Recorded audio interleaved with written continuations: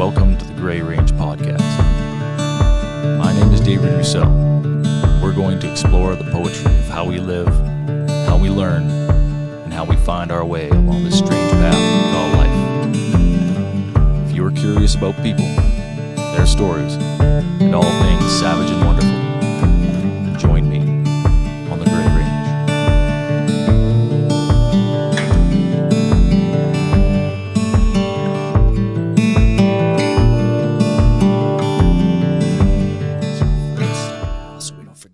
The record button. I think everything's working. Phone's on silent. Ooh. Yeah, is it? Airplane mode. Well, all right. We're back with another episode of the Gray Range Podcast. Indeed. With myself, David Roussel, and my co-host, Lucas Orich. And we have one of our first returning guests. Wow. So, yeah. Pastor Travis, welcome back. Happy to be invited back, I guess. I'm happy you said yes. I mean, that means we didn't totally fuck it up the first time. Sorry for cursing. We'll try and keep that to a minimum. Get it out of your system. Fuck. I make no promises. Ooh, that's... Yep. Is that stout coffee? It's good. Excellent. Like I said, I normally only make it for one person. So when I make a whole pot of it, it tends to be a little stronger than most. Yeah, no, it's good. All right. Cheers, gentlemen. Cheers. Cheers.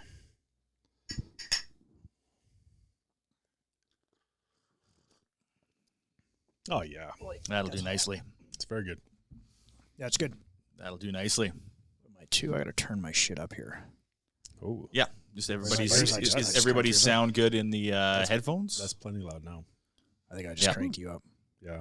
That's too fine. loud. Do you want it down a little? No, I'm fine there. You're good, Dave? Yeah, I think so. All right. Start yelling that way, it'll feel loud. I'm the sound tech. Just kidding. I only press the button. That's All right. I think we're good there. All right. Well, this might be one of the last readings I do out of this book, at least for a while. And the new one's coming along, so I'm in final edits and formatting for publishing right now. Wow. Doing all that by myself makes me want to, makes me want to make my life a lot shorter. I'll put it that way. There's got to be better ways than using Microsoft Word, man. Anyway, the cool thing about this part is I kind of looked at a few pieces I might have not looked at before. But this one's called A Lighthearted Chat with an Angel. Some know me as consequence, others as justice, and to some I am judgment. I have at times been wrathful, and to the spiritual my intervention is divine. I exist on both sides of every war. I walk between battlefields like you'd walk between aisles in the supermarket. The carnage of righteous indignation or political dogmas hold no interest for me. I am merely the inevitable outcome of certain decisions. I have been called karma in the East. Few are fortunate to not have known my work, though I would like it known that I am not the judge.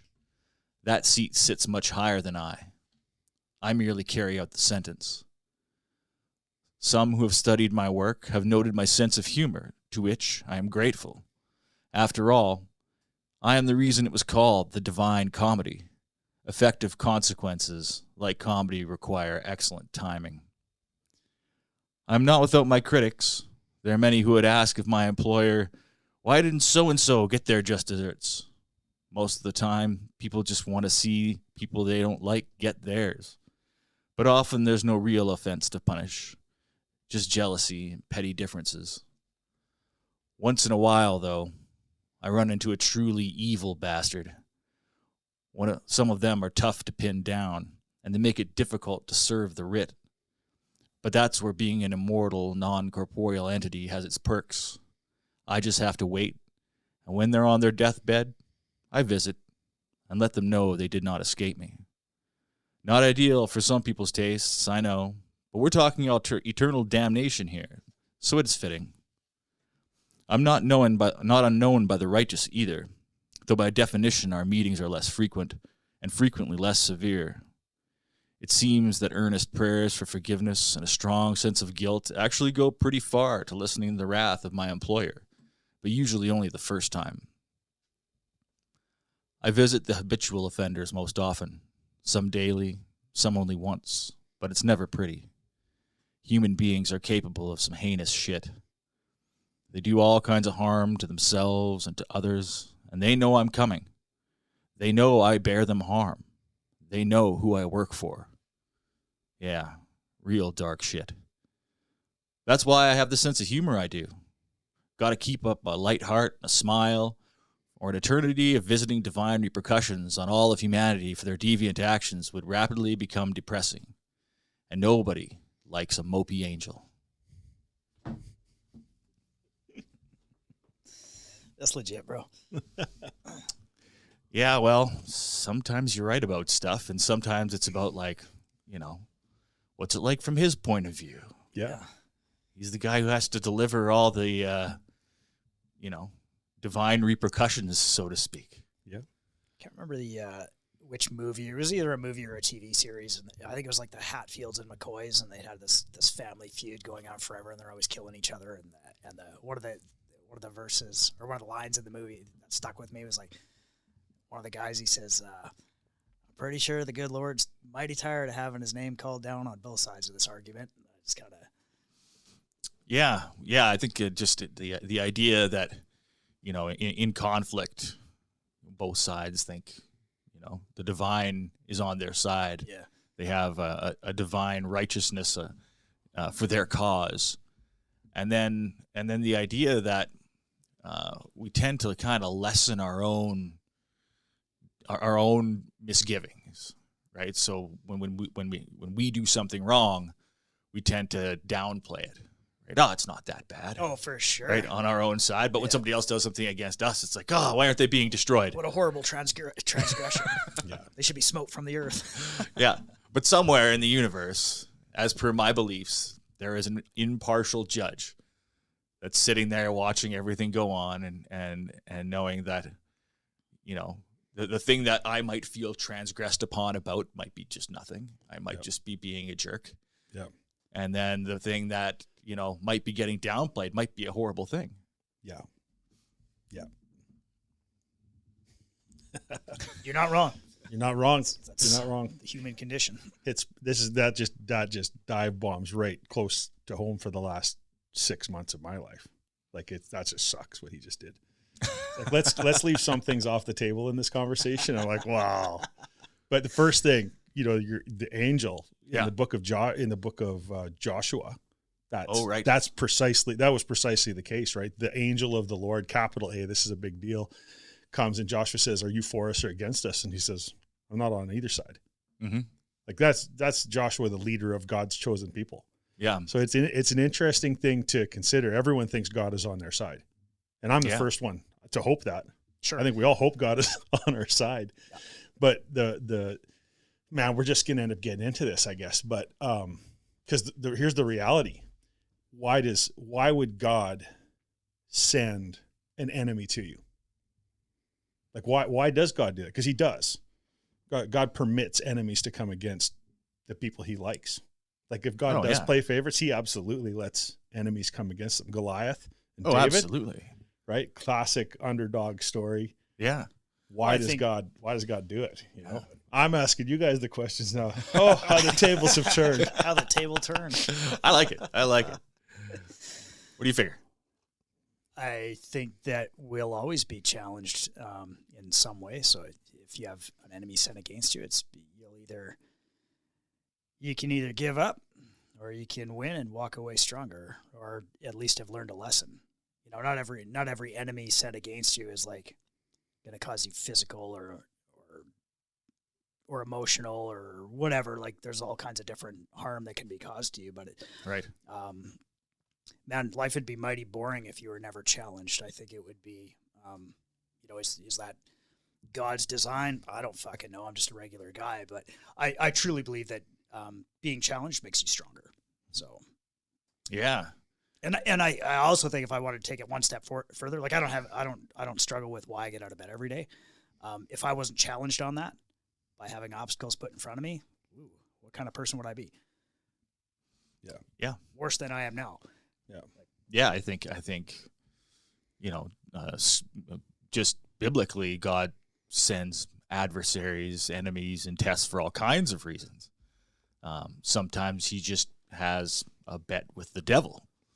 Case of Job, right? Absolutely. Like sometimes he's just he's trying to parlay another bet. He's got stuff rolling. Paper, rock, scissors. Your turn, buddy.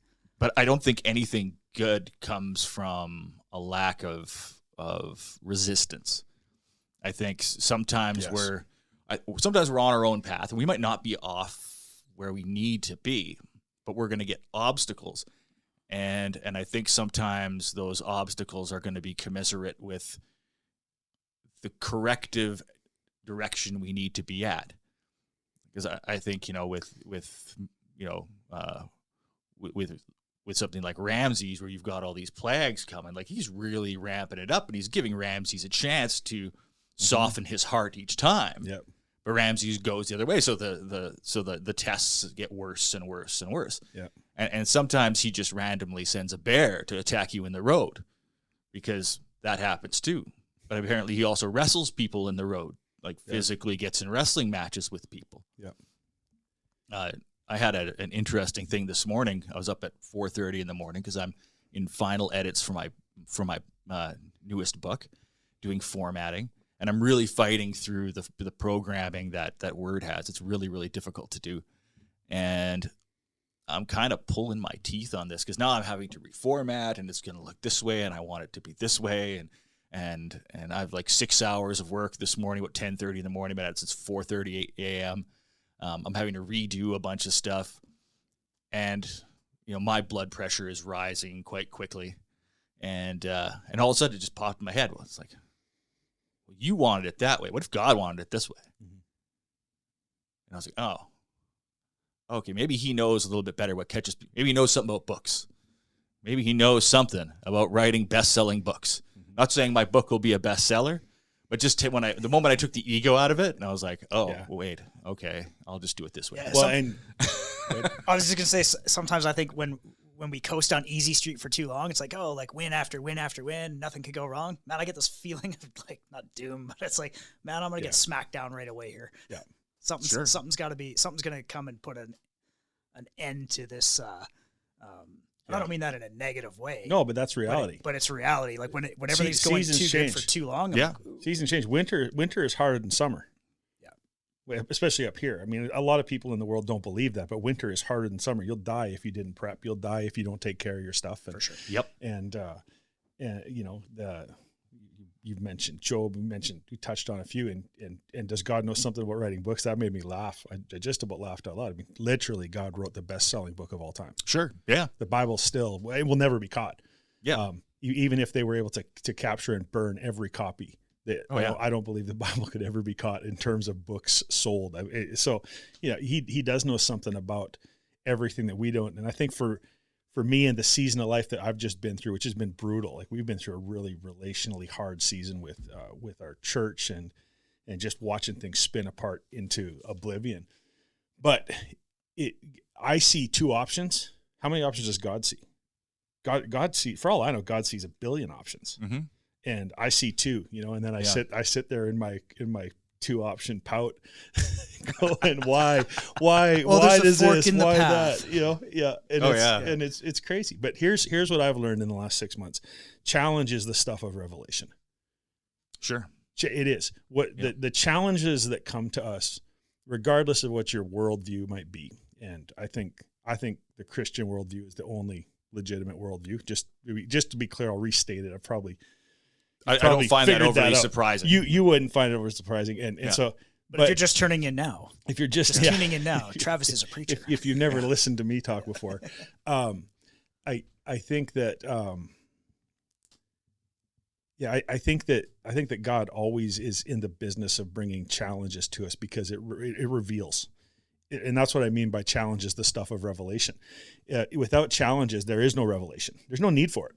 What do you need to learn if you have no challenges? If every day is summer, if every year is the 7 good years, talking about Joseph and his time in Egypt, right? It was 7 good years and 7 lean years. Well, you better save up. And so it's not you're not an a cynic or a pessimist, Lucas, to feel like, man, things have been going really, really well. Oh, Think yeah. something bad could happen. It's like, no, challenge comes because challenge is intended. I think at this point, this might change. I might recant all of this one day on my deathbed, but I do believe God puts challenge in my life to reveal things about me to me. He knows me inside out. He knows my failures, my faults, my good, my bad, right? And I would say, based on our discussions over this last 6 months, it's been a struggle for sure. But I would say that you were challenged on what you perceived to be your strongest qualities, and you were also challenged on your strongest qualities, both at the same time. Maybe, yeah.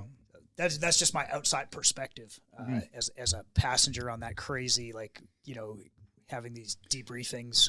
Yeah, Lucas was my one friend outside tri-weekly. He became your bartender for the non-drinker. A bit of it, yeah. The guy at the gun counter is exactly. The non-drinking equivalent of the bartender. Pretty well, yeah. So I mean, didn't do any name dropping or anything like that, but certainly we talked through a lot of things, and you're right. You end up, I think that God is interested in challenging people in the areas of their strength. But I'm listening to a really amazing book called Total Forgiveness by a guy named R.T. Kendall. And if you struggle with bitterness or you're in pain and bondage to not being able to let things go, I mean, this book has been great. I've been through it. I'm audiobooking it, so I think I've been through it at least twice. I've been through the first chapter 4 or 5 times at this point. Okay. Just because of where it kind of smacks with me. But even in R.T. Kendall's work, what he's talking about is that, sometimes for me as a pastor, here's the thing, what if God did all this? I want to blame people because I don't want to blame God. I know how that's going to turn out. I know God will win. I don't want to pick a fight with God. But I'll pick a fight with you because I have a pretty good chance of winning. And so we want to blame the people that we can see, and we want to lay it on them. And I had a really good mentor who just said, what if God did this? What if it's God's fault? Which is what Job could say too. Yep. Right? Because literally it does seem like God just made a bet with the devil one day. Mm-hmm. That seems very calloused and shallow. And quite frankly, that seems a little ungodly. Sure. Dare I? I mean, if we are to assume we understand the nature of God, of the divine and the full, right? He's a billion options and we're 2. So, but in the season, being challenged in your strength and all that, it reveals. And so R.T. Kelly kind of is pecking at, and then he finally gets to it in the 7th or 8th chapter, which is near the end of the book. And it's just like, what if God does things to me just to see if I want to be like Jesus still? Because that is the challenge for a follower of Jesus, is to be like Jesus. And so, if I take away the fun, if I take away the success, if I take away the good feelings, are you in it for me? Or are you in it for all those other things? And that is a galvanizing question that I've had to sit in now for months. Yeah. Well, I'm still here. I'm kind of like, F you, Satan, I'm still here. That's kind of my posture, but it's not easy. It's not been fun. Well, I think it's fair if you want to draw a comparison. The reality is, if you're going to walk that path, a lot of people are going to throw rocks at you, man. That's literally the point of the book. Yeah. Well, they're going to throw stones because the teaching of Jesus is very, very plain. He says Jesus himself, the man, says it's impossible that offense will not come to you. Yeah. In this life, you it's will impossible. be persecuted. You will, in my name. Well, but even he even outside of being persecuted for the cause of Jesus, he's saying to people, it's impossible that offense won't come to you. You're a human being living in a human world. Offense will come to you. Your mother-in-law will offend you, And if you don't like that, then never get married. I know mother-in-laws are like, wow. Please tell me more. Yeah. Right. It's like, not today, Satan. Everybody will offend you. And I think that's the point for me. The point of all this is, I then have to work through the reality of what I'm going to do with that offense. I can hold on to it. I can hold on to it, which is, every culture of the world understands this in a proverb in one way or another. I'm not forgiving or holding on to bitters, like drinking poison yourself and hoping your enemy will die. That's not like a biblical or a Canadian. That's just how we feel in the beginning. But it's how every society of the world is, and kind of every society in the history of the world, as far as I can tell, kind of knows that unforgiveness and bitterness are not healthy for you. Yeah. So these things come though. And for me, it's been, and we walked this through with one of our kids when she was really little. something bad had happened at school, and she's just heartbroken. And my wife is sitting with her saying, Mara, you need to forgive this person. I won't do it. I won't do it. And tears are coming, and she's mad. And sweetheart, you need to forgive. And Amy's walking her through this scenario. And finally, Mara and she's probably 6 years old at the time, beautiful, my beautiful youngest daughter, she's like, finally, she's just in exasperation. She goes, but I can't forgive them. And Amy, just in a moment of brilliance, because she is brilliant, just says, and that's exactly why you need Jesus.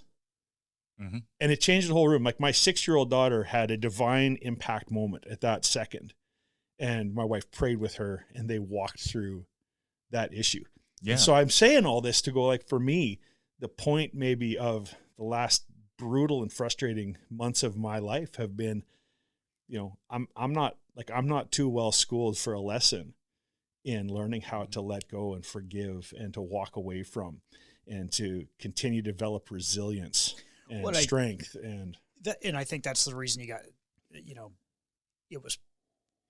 is and will be continue to be challenging for you, because when you're in a leadership role at the top, your job is typically to help people with those problems. And then when you find yourself at the top confronted with all those problems, and that peer group is kind of like, in the wind, you kind of like, who do you go to? You got one option, for sure. And the rest is kind of like, well, hopefully all the real people hang in there. Right. And that's kind of the, can you go into any details without no names, but kind of like gives a breakdown of what happened? Well, yeah, I guess we're this far into it, and let's face it, only 6 people watch this podcast, right? We can be fair to the listeners. Hey, we had 59 views on one of them. That's awesome. Great. On one of the more relevant recent ones. So it blows up to 255,000 people. It's all good.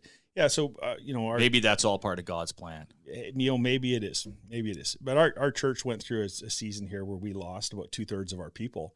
And it kind of blew up when I was one Sunday in a message. I offended maybe, I don't know, a half dozen or a dozen people. And in the fallout of that, we had huge shifts and changes in our whole leadership team. Mm-hmm. And they stepped down, walked away. And the fallout of that is people just don't know what to do. It's actually very traumatizing for people. Sure. They don't know what to do with it. Yeah. Usually in churches, some leader has a huge moral failure or something. And that's not the case at all. This was a philosophical issue over what kind of control is permissible, and and really not even what's permissible, but just the definition of it. And so as that all came apart, it's like, man, I didn't think that would happen or could happen. And so we kind of ended up being like social pariahs in our own spiritual community, and just like cold people don't talk to us anymore. Yeah. Which that's happened to me on small scales over the years. And I think anybody, if you get honest with any pastor, they all have stories. And not just pastors, but leaders. Oh yeah. Business leaders. Here's the deal, guys. The easiest person to blame always is the leader. Yep. Always. It's the easiest to blame the leader. And in some cases, that's for sure. That's right. But the problem with blaming the leader is personal accountability comes off of everybody else and goes on to the one. And that's just not realistic, because if the one can do all the damage, I don't know, something was out of joint before that. Anyways, so we end up in this scenario where we're bleeding people and dealing with the fallout of that. And it's okay. We're okay. My kids are okay, but it's been a hard season, and lots of frustration. I wake up 4 o'clock in the morning. I'm in court in my head, going like how I know what I'm right about, and I publicly, where I was wrong, I publicly acknowledged it, and I even made a public apology, and but that wasn't enough. And so these things that happen, then it's like I got lots of questions about why, but as I've processed through this, the answers are kind of like, are you still in? Like, that's God's response to me. Are you still in? And I'm like, yeah, I'm still in. I said I was in. Yep. I said I wouldn't leave. And I've had to comfort myself with lots of from the scripture, and so I read the verses like, the real shepherd lays his life down for the sheep. The hirelings run away when the wolves come, and so those are the things we're committed to, and here we sit, staying. Now, the good news is church is okay. There's new people coming every Sunday. Beautiful. We're baptizing a bunch of people this coming Sunday. Excellent. Lucas, it's not too late for you. I ain't getting waterboarded like that. Well, yeah, that was fun. Came across a little meme. I can't even remember what it said, but it was something to do with waterboarding. Yeah, I think it was I've pretty seen awesome. it. It's pretty good. Yeah, it was cute. Yeah, but I mean, in those kind of situations, like, at one point you started out with, this idea that we talked about it last time you were here, where you felt called to, leave the church you were with, to strike out on your own, to develop this following, and those kind of beginnings, you're not conceiving of some potential future failure when you're struggling to put down roots, when you're struggling to build a foundation. And then when it starts to grow, and like we were talking about seasons, and you enter that plentiful season, and people are coming in, and it feels like your message is being heard, and it feels like you're where you need to be. You're kind of, you're in that flow state. You're in the pocket. Yeah. You're not perceiving of what future calamities might show up. And I think that's where I don't think resilience is something that we might have or get to have. I think it's something we have to have. Yeah. Because I think at least when I read the stories in the Bible, they are stories of struggle, and they are stories of direct confrontation with the enemy. And in that way, it's like God wants to respect us. He knows, like you say, that all these eventualities, but he knows our potential. Mm-hmm. And when you're at the top of something, when you're at the top of your game, you're not getting tested all the time by, your employees or the people that work for you or your best friends. Those aren't the people who are going to challenge you. Those aren't the people who are going to uncover some part of yourself that you didn't know was there. Yep. And that's just it. I don't think any of us are finished work. No, that's a fact. And I think we get into this situation where I know I've felt it, and that's why I always say, like, comfort is death. Because when we get into these situations where we're comfortable, where we feel like we're in the pocket, we feel like we're in the zone, everything's firing the way that it should, we're not struggling in the ways we were anymore, and we kind of lean back and exhale. Like, oh, okay, well, and there's that, and then it happens. You went through a period of rapid growth, right? Like, you started out, your brother was like, "Hey, you can smoke in here, you can swear, we don't give a shit. Come on in, come to church," right? Like, that's where it began, and then you grew this organization, with the help of your team, obviously. Yeah, absolutely. And the congregation, and everybody pitches in, and then it gets to a point where it's big, and it's all too much for one man to manage. So you have a leadership team in place, and everything's kind of firing. But if there's anybody in there that's kind of feeling shitty about anything, like, people rarely ask themselves, like, if they're not happy where they're going. Yep. A lot of people don't have that bit of self-reflection. You'd be like, man, am I contributing to the unhappiness? Yep. How am I being a good part of this team? Right. Like, everybody at work could always blame the leader. Yeah. And usually do. Yeah, for sure. Because it's like you said, it's the easiest, but very, very rarely do people take a look in the mirror and be like, am I being part of this shitty culture that's propagating, or what can I do to help? People don't tend to look that way. It's easier to take the path of, whatever you want to call it. The typical behavior of people is often to avoid personal responsibility. And that's okay, because that can be confusing. And there's a lot of stuff that people carry, wounds from growing up. People carry that, and it veils them from being able to see what's what. But the cultural parts of things that fall apart in any organization, there's a really great book called Bigger, Faster Leadership by, why is his name escaping me? He's a tremendously funny guy. I've listened to him live. Bigger, Faster, Samuel Chand is his name. Okay. And he's the book Bigger, Faster Leadership is a historical story built along. It's a culture and leadership book built alongside Theodore Roosevelt and the Panama Canal. Oh, okay. And so he's talking about where the French started and the French failed, and then Roosevelt comes in there. And Roosevelt was a gangster, man. That guy Roosevelt, Teddy Roosevelt was a brilliant leader. Like there are a few men like him that will ever live in the earth, in my opinion. I think he was a brilliant leader. Yeah, I tend to agree. And ironically, one of the things that stopped the French from building the Panama Canal, they had problems with vision. They had a lot of problems. They thought it would be easy, maybe. But strangely enough, one of the biggest issues they faced was not a leadership issue. It was not a cultural issue.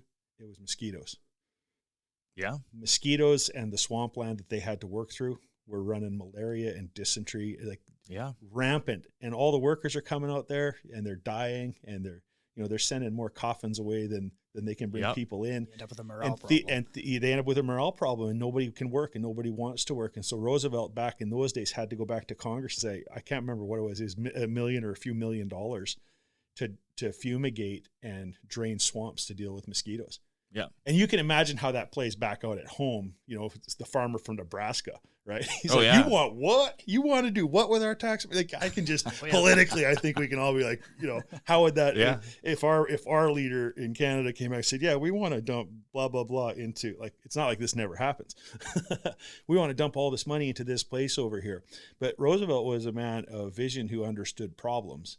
And so when they ascertained that, man, if we drain these swamps and if we fumigate these mosquitoes, we will deal with a huge part of our issue with getting this job done. And so they did, and he had to fight for it. But they fought for it, they got it, and they killed the mosquitoes. And so one of the leadership questions I've learned to ask, and I've been reading this book several times over the past 5-6 years. It's not a new book to me. And I realized that, man, if you let mosquitoes persist, that it propagates problems. It creates problems. It causes murmuring. It causes things. And the only way to deal with mosquitoes is to kill them. Like you have to. And so I'm not, just let me be clear, for the sake of anyone who might listen to this podcast, I'm not saying that people are mosquitoes. In a church and in life, there are other things that are mosquitoes, irritants, disease spreaders. It's usually attitudes. It's not a person. It's an attitude. Sure. It's Behaviors. a habit, a behavior. Yeah. It's an inability to deal directly, like the typical Canadian passive aggressive nature. Man, I hate that. Yeah. Oh, it kills. Pretty weak. It's a mosquito. It's a swarm of mosquitoes is what that is. And I think inevitably too. I think when, because you can ask yourself this: have you been, if you've been shitty at something in the past, like let's say you directly contributed to something, later you became self-aware of how you added to a problem. You get challenged on it later. So I think, when people participate in like that kind of negative corporate interest, they're working against the system. Yeah. Eventually all those people will get challenged on that exact same thing that they helped to propagate. Oh, hopefully. yeah. And then you just have to hope that they grew somewhere along the way and they can look back at, oh man, I was that guy. I was on that side of it. And they get some kind of self-reflection out of it, and they become a better person because they will get challenged on it. Oh, everybody does. It's the principle of sowing and reaping. Yeah. You will reap what you sow. Absolutely. Oh, 100%. I always have, I always will. I always tell everyone I'm a vain and petty man, and man, it comes back to haunt me. Like I tell people, like when you see me getting my ass kicked on the mats, I had every inch of that whooping coming because all the trash talking and the it is what it is. Yeah. It comes back. Yeah, Lucas almost never trash. Well, I think we've all met people who they tend to miss the common denominator in their life. Yeah, they live from crisis to crisis or problem to problem, and why does this happen to me, or this always happens to me, or bad relationship after bad relationship, bad marriage, bad job. And they're constantly refusing to take any ownership. They're refusing to have any of that introspection to see the common denominator in that problem was them. Yeah. And I think in those situations, I think it does. It's a Moses Pharaoh situation where the stakes eventually ramp up and up and up for people. I think God's trying to correct everybody. I think He's trying to get people back on the path, and He knows who we're capable of being. And we're the ones who need to look inside and go, okay, I'm the problem. Mm-hmm. How am I going to fix this? Yeah. Well, and I think you've you've simplified it. Like, I am the common denominator in all my problems. Yep. No, the overwhelming majority. I mean, there are malicious people out there. For sure. And I think if we look at, But I mean, generally speaking, when you're not talking about random happenstance, like, oh, someone, tried to mug me in a parking lot or whatever it is. I mean, okay, that's different. But when you think about your relationships with everybody that you interact with on a regular basis, or even on a casual basis, you are the common denominator in all of those. Absolutely. In all of those exchanges. Yeah, and you tend to get out what you put in. Yeah. I just see a lot of situations where in my own life where, just like today, where when I step back and take that ego moment, when it really gets really difficult, when I kind of feel like I'm like, want to throw my hands up and walk away from something, I want to abandon a project, I want to give up on a relationship, I want to say the thing that is going to escalate this argument to the, because let's just burn it down and walk away situation. Are you reading my playbook? When I get there it doesn't take me very long to figure out where I'm wrong. And yeah, the other person or the other people or the situation or the system or whatever it is might be at fault, or likely is to some degree. But how am I going to deal with that? Yeah. How am I going to deal with something I can't change? Yep. Like other people's behavior. Yep. I can't change that. I can influence it only by moderating and changing my own behavior. And that's where the real work comes in. And I think that's why so many people don't do it. Because now all of a sudden I'm going to be like, look, I would like that, my coworkers to be, less, to complain less. Yeah. Well, how am I going to do that? Maybe I'll complain less. Yeah. Maybe I'll be more positive. And now I have to be accountable. And who wants to be more accountable for other people? Only rare leaders. Right? Only rare, and I mean that, only rare types of people who, in my opinion, are probably some of the best leaders you'll ever meet. Because that's what, when you boil everything else away, what leadership is about it actually is about making other people better. That's the leader's greatest reward. John Maxwell writes about this, greatest leadership author on the planet today. He writes about that, and that's, as a parent, you can relate to that. Yeah. What do I want? I want my kids to do better than I did. I want them to be better than I was. That is, and there are broken people who are parents in this world who wouldn't see it that way. That would not be what they hold. But in my experience, 100%. Commonly the people I meet who are parents, they sincerely, even if they're a mess, they sincerely want their kids to aspire to and to have a better opportunity than they did. And I think that's worldwide, culture-wide. Isn't that one of the greatest things in the world? When you see someone who has literally struggled their whole life. They got dealt a bad hand. They made bad choices, bad relationships, everything from drugs to prison to you name it. And they have this kid. Yep. And they do what they can to fix themselves. But I mean, they are who they are. Yep. And then this kid's like 5, 6, 7, 10, 11, and all of a sudden they're like honor roll kid going to university. And this person who is just a degenerate their whole life has somehow produced this amazing kid. And they're just like the look on their face, the pride that they feel that as much as it was in them to do good, they did and poured it into this kid. Like all the good nature, all the right choices, they could never make them for themselves. Yeah. But they made them for this kid. And now this kid's, going to be a doctor, or going to be a lawyer, or a talented artist or whatever. I mean, that's some of the best outcome that you can get. That's the stuff I love to see. Yeah. And it is, and it's everywhere. And I think it's one thing, like everybody kind of grasps it. Okay. Yeah. For my family or for my own, right. For my people, my close circle of friends. But I think the greater challenge and what the world needs is the people who are willing to do that for people in the circles outside of the most important ones. Yeah. Who are you willing to give a chance to? And you can't give a chance everywhere. There's a real principle of waste that comes into play at some point. If you think you can be an optimist and bring everybody along, you can't. You'll be sadly disappointed. And leadership's tough because I think people, even the people that want to do good and you want to take your whole team along for the ride and improve whether it's your workplace or some other social circle that you're part of, or it's easy to get stung You can stick your neck out and you want to take everyone along for the ride and you try and do good. And it doesn't take much to undo that. And I think if you get stung a few times trying to be a leader, it's hard without mentorship to kind of carry on doing it. Because I've seen lots of people with great leadership potential. And even myself, I've okay, yeah, I can be a leader here. And you get stung and you're just like, it takes the wind out of your sails, man. You're like, you know what? This isn't these. Sometimes it's that the goal isn't worth it or the people aren't worth it. And that's a shitty feeling to be like, you know what? These fuckers aren't worth it. Yeah. It's a hard thing to say even. Yeah. For me, especially, I'm an optimist. I see everybody I meet, I think is a 10. And I believe this. I believe that if we coach them, if we pastor them, if we love them, if we befriend them, we can get them there. We can bring them along.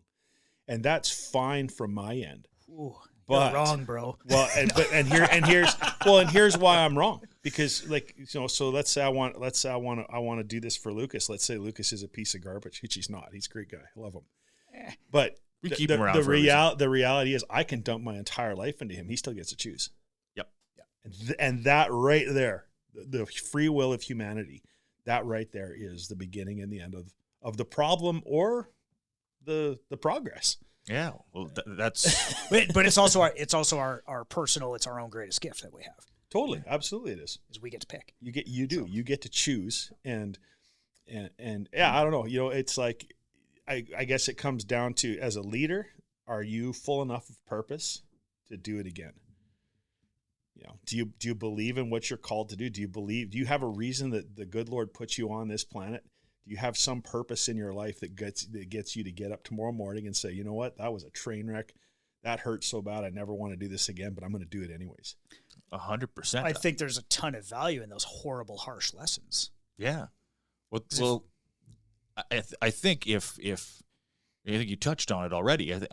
If there was an ultimate calling, if society were to call it technology, science, religion, art, all of our human advances, if it were to serve one purpose, it should be to create better people.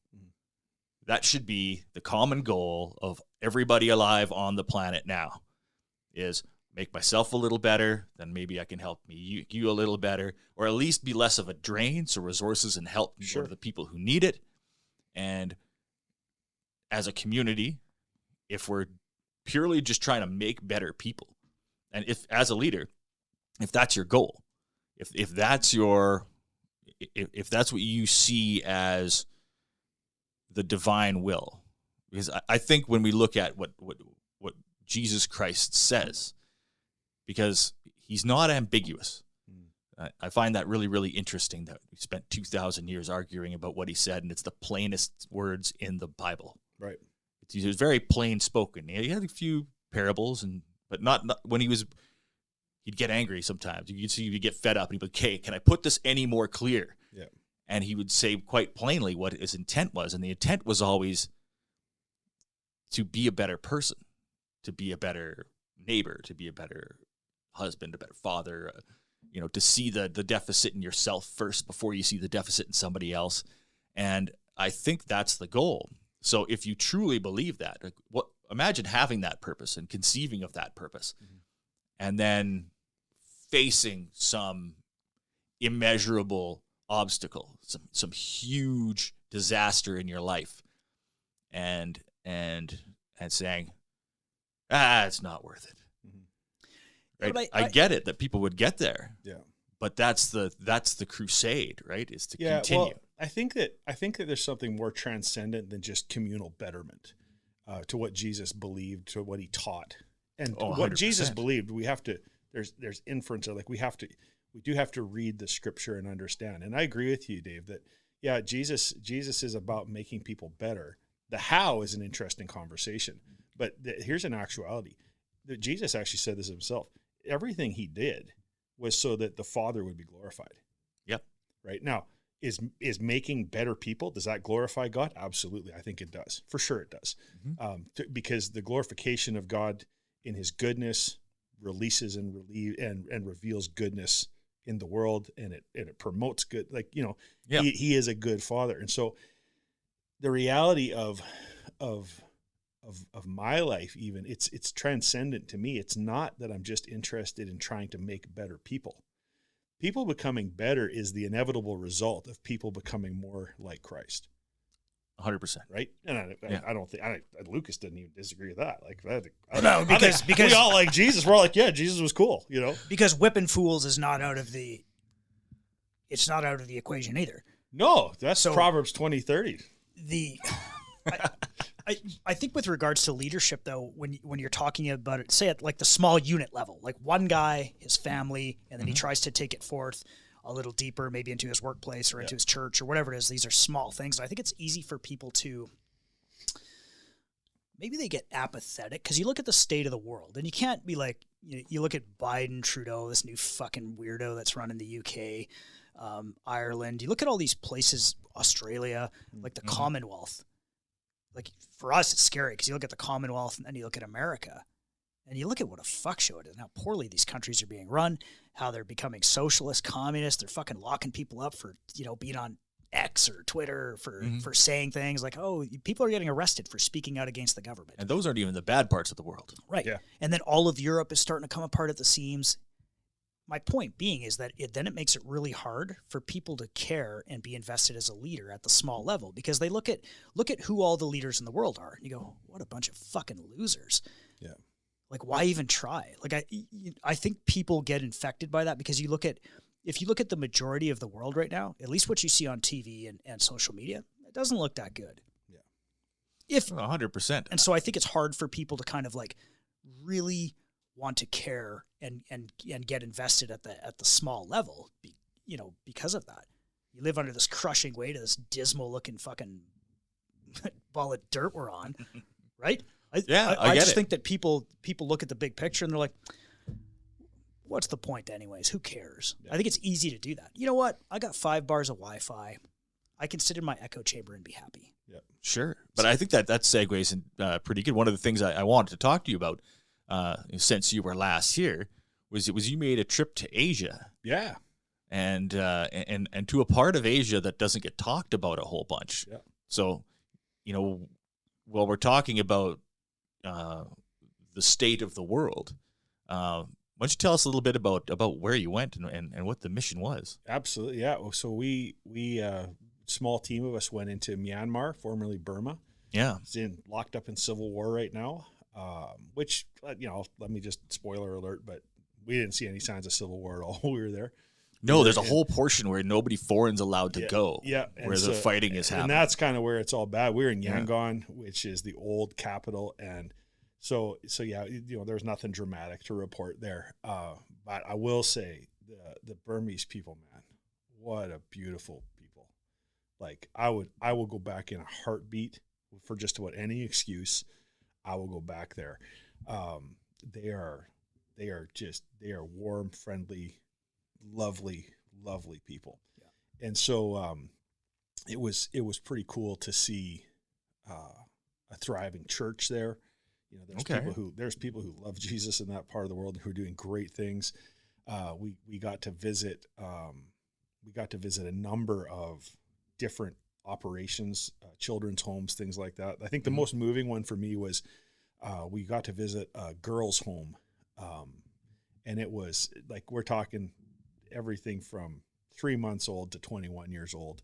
And the option for these girls, because most of them are abandoned, is sex trade or sex trafficked, or there's not some not other options. Form of slavery. Like there's a lot of evil there. I'm start out with the high notes of, hey, beautiful people. There's just like anywhere, there's a lot of evil there. What's the pervading religion then in that part of the world? Buddhism. Okay. Yeah, Buddhism. Varying, just like anywhere, varying levels of commitment, I'm sure, to that. Sure. Yeah. But Buddhism is the predominant. Okay, so that's the main predominant faith. Yeah. So is Christianity over there then? Is it kind of forbidden then, or is it just not really, but it's kind of in its fledgling state, or where? Yeah, it's not liked. It's it's and typical of Christianity anywhere it goes in the world. It's not liked until it's loved. Yeah. Because once the gospel comes in, people change for the better, and families and homes get healed, and great things begin to happen. And people are like, oh crap, this Bible thing, man. Like when I live out the statutes and I live the things it says, things get better. Yeah. Again, because it glorifies God, and then the goodness of God becomes a reality in people's lives, right? So that's a cycle of sowing and reaping right there. you glorify God, and the glory of God changes things down here for us. So that's especially in a place really where cool it's thing. absent. Totally. And there's some darkness there, man. Like, and so it was moving for me, having 4 kids, 2 daughters, being in that girls' home was a treat. And it didn't take much. They're girls, little girls are little girls. It doesn't matter where you go on this planet. If you tell them they're beautiful and ask them to tell you their story, they will. And these teenage girls, they told their story, and moving us to tears. Some of the stories were terrible. You're so grateful that there's people who love and take people in. Yeah. Then of course we got to the place where, like, well, sing us a song.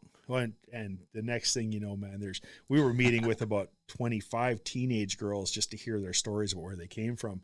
And I just teased them. I said, come on, like, sing for us, sing a song for us.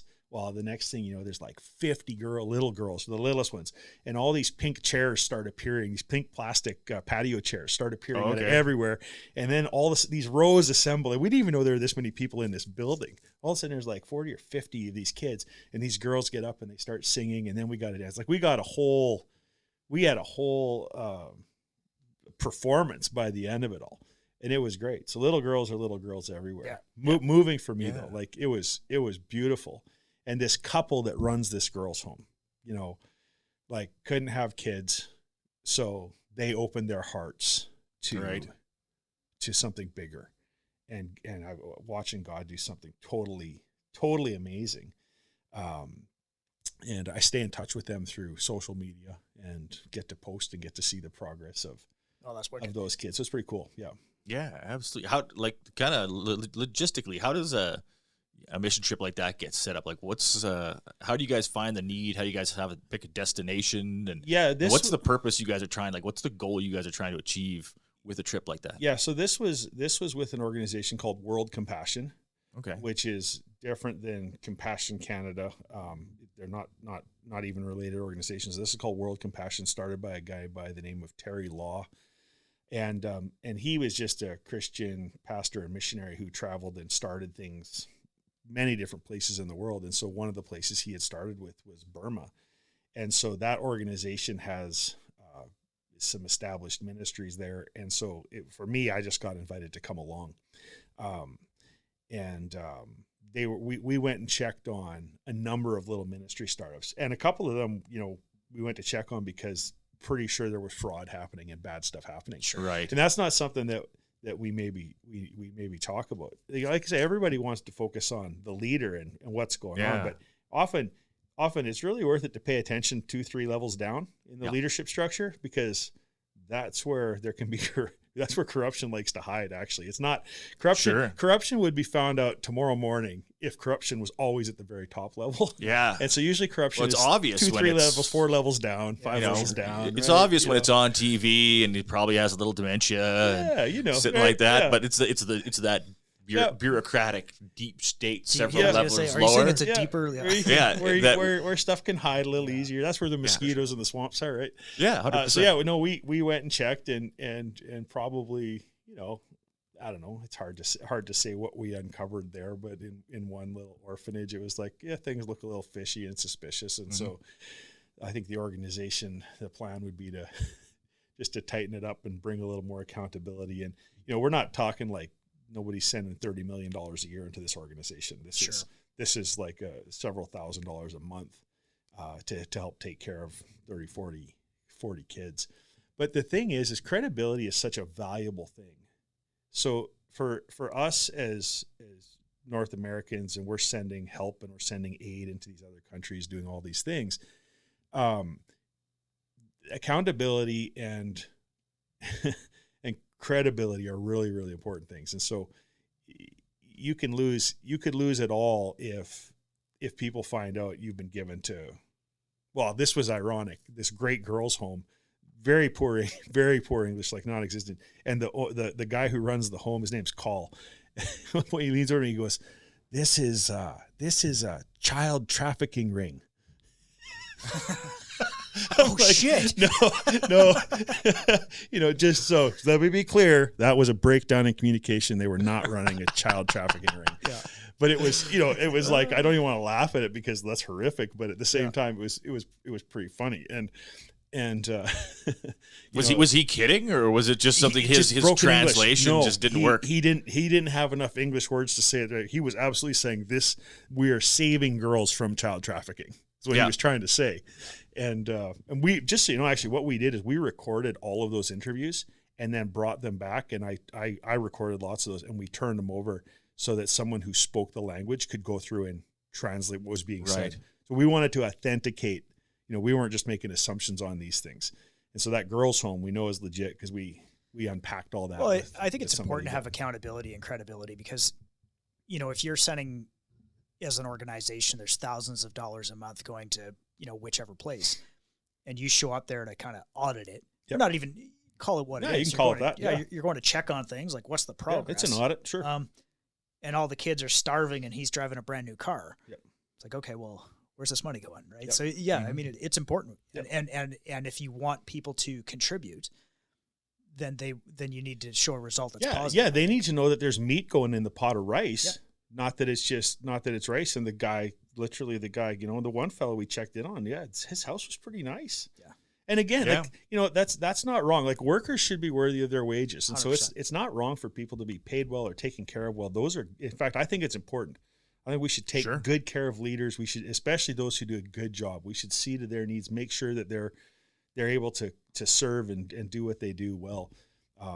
Remuneration is an important part of life. So, but you do want to know, and we've seen this happen in places like Haiti over the years too. I've seen it tragically. I've seen this happen. People think they're sending money to this good thing, but they haven't vetted it.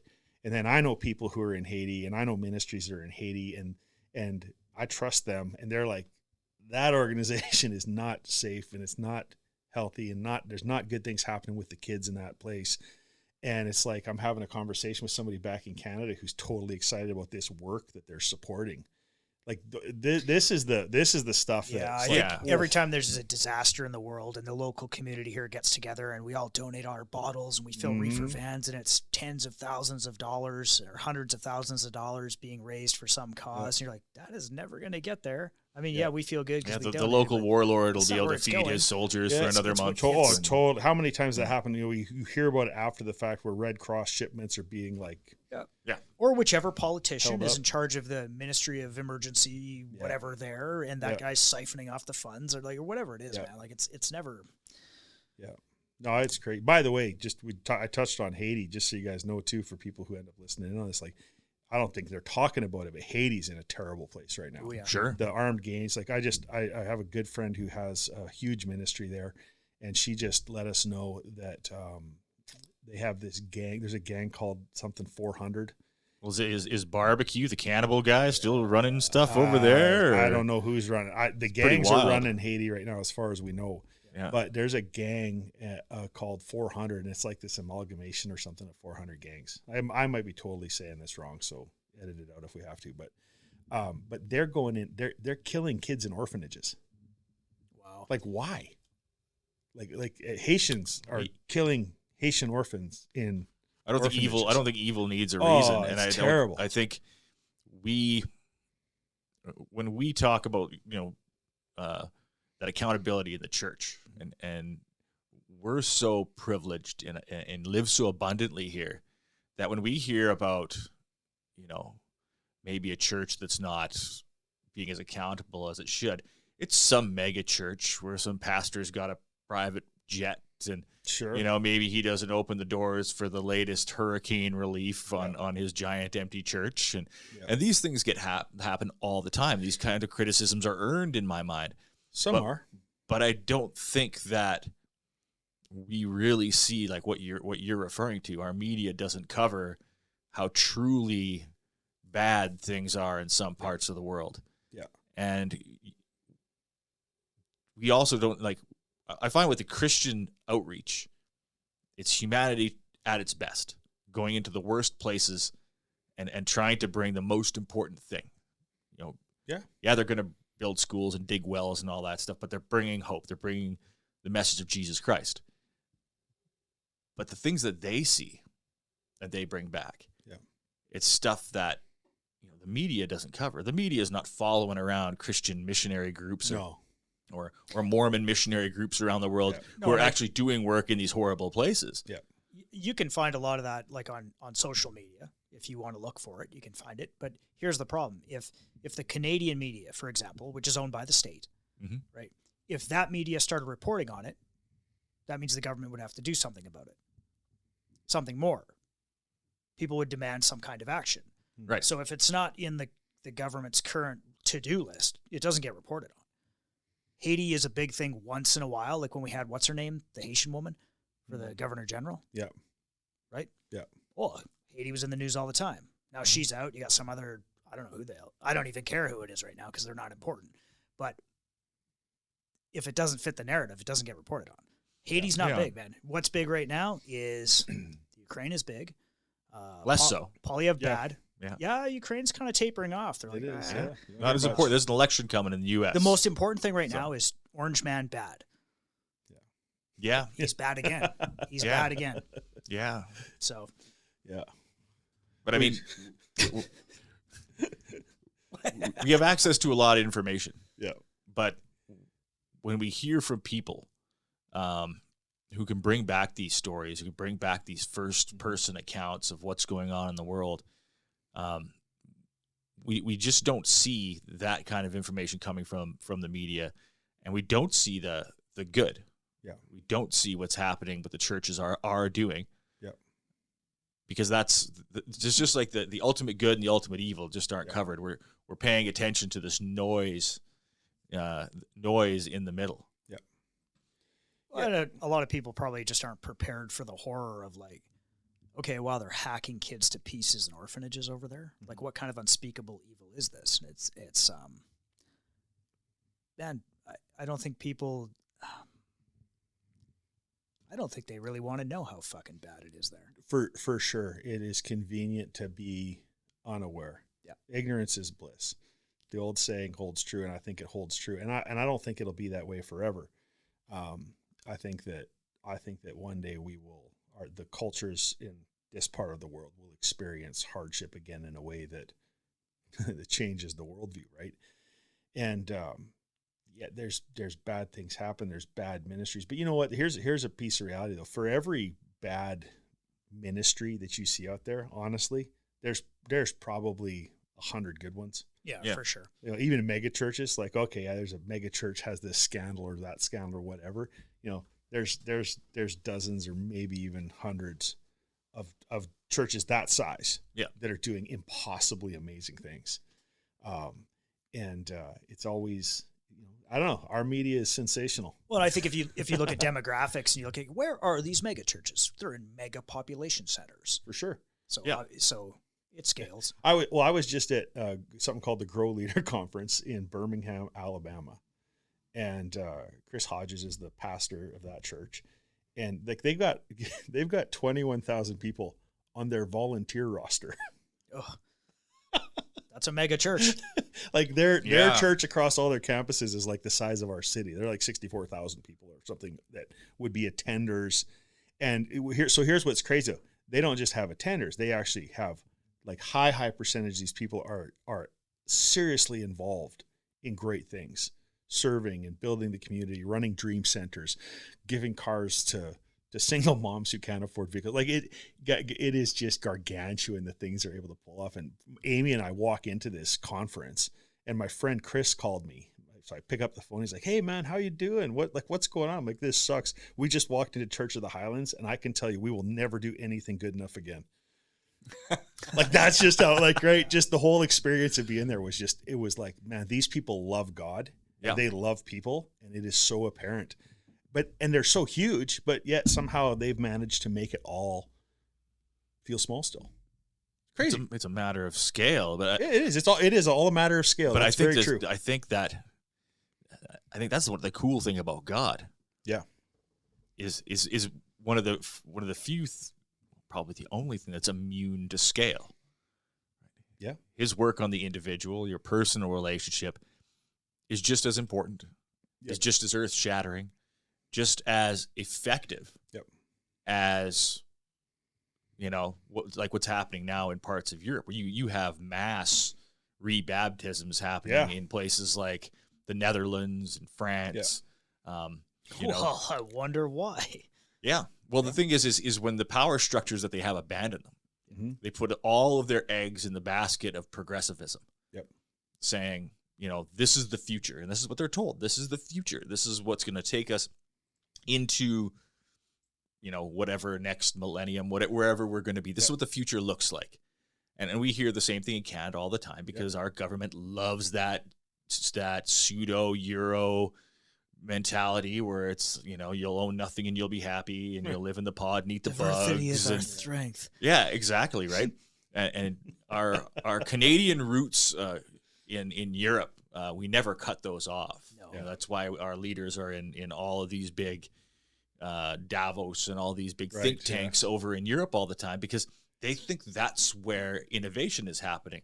But what they're not seeing is it's actually like 600 years of monarchical rule, like distilled down into a bunch of inbred bloodlines that still run all of Europe and a good chunk of the world. Are you saying we're coming back to the Dark Ages? Well, we're one good solar flare away from the Dark Ages. But I think that in reality, the question is, did we ever leave? Did humanity as a whole ever leave the Dark Ages? No, absolutely not. It didn't. Cambodia, Tiananmen Square. I think if you were just in Burma. Yeah. We never, we as a whole, humanity has never left. Now the Enlightenment is for people that could write about it. Yeah, well, or where the money or the credit flowed, or whatever. Like there are seasons and turning of seasons everywhere for everyone, for every culture, for every people group, for every nation. Like to everything, there is a season, as it says in Ecclesiastes. So, I think that back to your point earlier, Lucas, you said like people they see it and they're like, why should I? Why I can't care about all of this, so therefore I won't care about anything. Here's a good rule to live by: just do for one what you wish you could do for everyone. Yeah, just do that. Do for one what you wish you could do for everyone, because you're right, you can't do it all for everybody. It's hopeless. If you scalability, if you look at 8 billion people and think, how could I feed 8 billion people? You can't. That is literally impossible. Right. And I think, and then further to that, prepare to be challenged on it. Sure. If you know ahead of time that, man, this is going to be brutal and someone's going to come at me hard. Yeah. I think people get really wrapped around the axle on this idea where they can't affect the world in a positive way. Right. I mean, in any given situation, you could sit there and look at that situation, even us sitting at this table, and I can look at it and go, okay, well, how can I improve this conversation? How can I contribute to this? How can we make this better? And I might have to think on that for a while. It might take me, minutes, hours, who knows how long to think of some way to positively influence it. Mm-hmm. Now, flip that over. How can I negatively impact this conversation now? That's easy, right? Right. Easy. So we're not powerless at all. Yeah. It's all in our head. Yeah. With far less effort, you can affect things negatively. Yeah, but it's the same effort. What are you going to do? It's actions and words. Yeah. Well, because it's always easier to take than to give. But here's a reality, and you have to define love in saying this. Love, you can't define love as just like whatever willy-nilly version is popular. So I'll say love as in agape love, as the divine love. It is impossible for love to divide. It only multiplies. Divine love only multiplies. And that's why these things become possible, is because you end up with exponential multiplication happening when someone's life is positively effective. So I affect 10 people in my life, and then you're one of those 10, and you affect 10, but so do the other 9, right? Yep. That's where exponential multiplication begins to take place. And so I think you're right. But I do think, and I did like it the way you said it, Lucas, that we have a problem in people's apathy. And I watched it happen in our church family too. Like people just like, this is hard, I'm out. Yeah. Like, really? And that personally, I'm like, I thought I meant more to you than that. No, because it wasn't actually about that though. It was just, the reality was this was hard and they're out. It's traumatizing. Yeah. It's hard. And people don't always like hard. And you know what? That's okay. Maybe for where they're at in this season of life, that's how it has to be. I don't know. Who am I to say? Well, and I think broadly it's because everyone has it so good right now. So it's easy for us. I can walk away from hard things with little consequence. For now you can. For now. Yeah. Yep. Right? But there is a price. It won't always be that way. There's a price to be paid. Oh, there's always a price. Always. Yeah. It's just you usually will pay that price. But I later. think generally speaking, in society right now, Western society, there's no repercussion. You can just walk away. You can be apathetic, and there's no real cost to it. Yeah. I think what we're doing in seeing that, it's not that there's no repercussions. It's just we have this short-sighted view where we can kick it down the road a little further. Yep. We put it off a little bit. Well, inevitably, when the repercussions come, though, they will be bigger. 100%. Oh, 100%. yeah, you pay with interest. You pay now or you pay later, and if you pay later, you always pay with interest. Yes. Yeah. There is no lack of interest on deferred anything. So. Yeah. I thought this couch was conflict. free. Here's a saying we use: conflict delayed, conflict deferred is conflict escalated. Yeah, 100%. That's always true. Yeah. And it sucks because I like most men. What do you want? I want peace. I actually don't like war that much. I don't like fighting that much. I like rolling. I do like that. I like jiu-jitsu. I like wrestling, but I wouldn't want to. I wouldn't enjoy doing it because I had to kill someone. No, because then you get into kind of some psychological stuff there. Yeah. Where people, And I like banter as much as the next guy, and we can go back and forth and have fun, and it's all good. But like when it gets serious and there's like, it's not peaceful anymore. Yeah, I don't like it. Yeah, nobody does. I don't like my home if it's not peaceful. I think men we kind of are. We're driven to pursue peace, and the Bible tells us to do that. It says at all costs pursue peace with everyone. As much as it depends on you, live at peace with everybody. Yeah. So that's a good thing, but it's not a good thing if it results in deference, or apathy, or a lack of willingness to engage, or absenteeism in the home for fathers. We live in a world where people will pay for they'll go to Tim Hortons in the lab, they'll like pay for the next 3 vehicles behind them and feel like they did a great thing. Then they go home and they fight with their spouse. Like, okay, well, what was your investment and what had the greater value? You would have been better off to keep your $30 at the Tim Hortons lineup and build something great in your marriage. I promise you that. Yeah. Like what's the one of the other concepts we think a lot about these days is what's the eternal ROI, the eternal return on investment? Because even if you're not of faith, like eternity's still a real thing. Like as far as say you have no faith at all, you're total agnostic or atheist, and as far as time goes on forever. So eternity is still a real thing, even if you don't believe, in God or whatever. And so, like, the impact is still, like, your impact will still be there. You can think you're just here to eat and fornicate and enjoy life.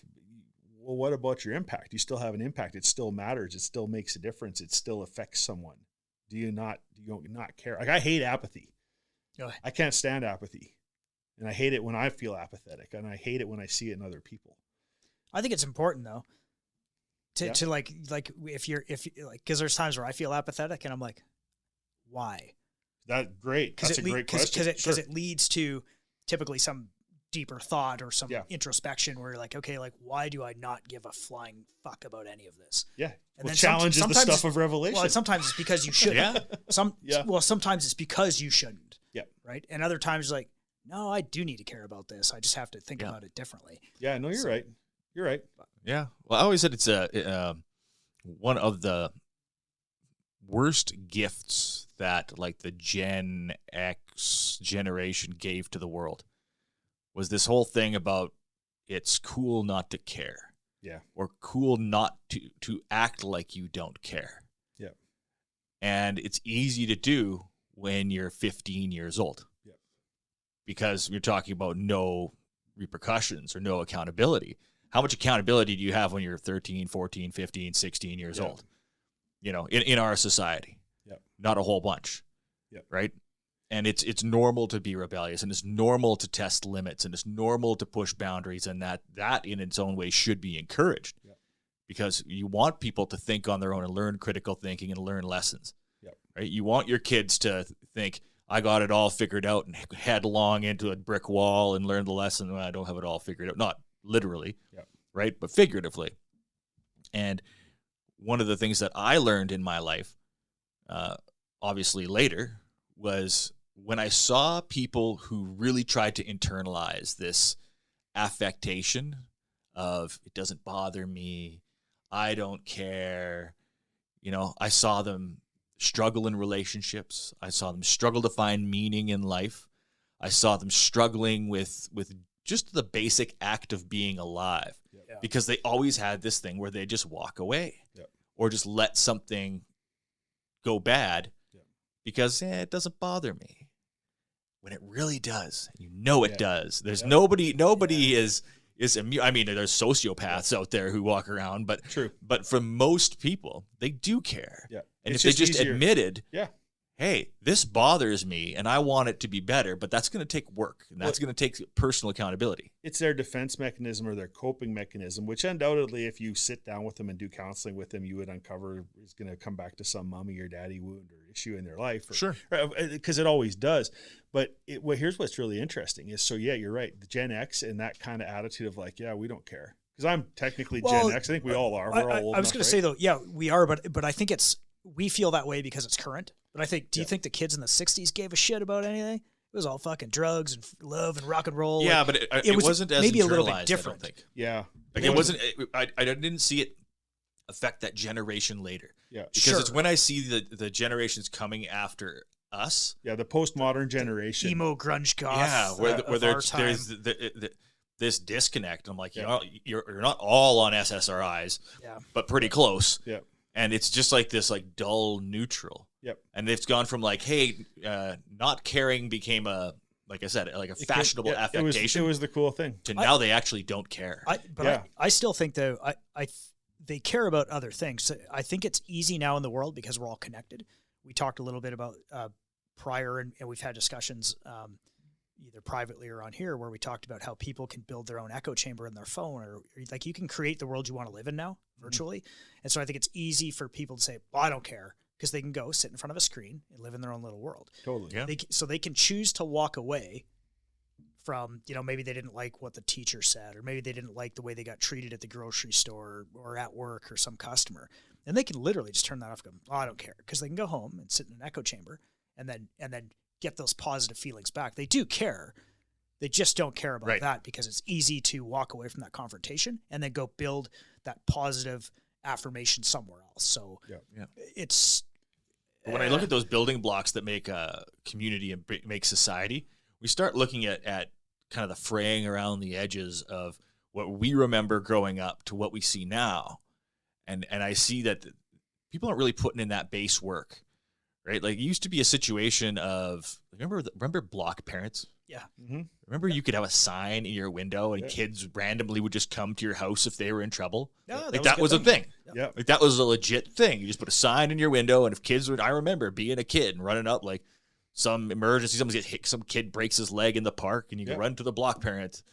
How many broken collarbones were dealt with in North America by block parents? I bet you millions. Oh yeah, millions. So and so wiped out on his bike, or that's a guy in a strange van. That's a bygone era. And we had this sort of social fabric that existed because people cared. Yeah, right. They cared about their neighbor. They knew who their neighbors were.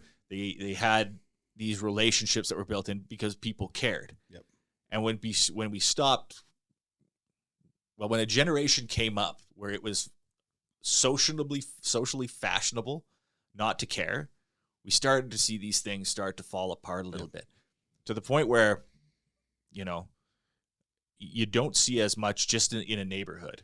Yeah. Where if somebody's not, looking after their lawn or something like that, like we used to be able to go with and say, hey, what's going on? Yeah. Do you need a hand?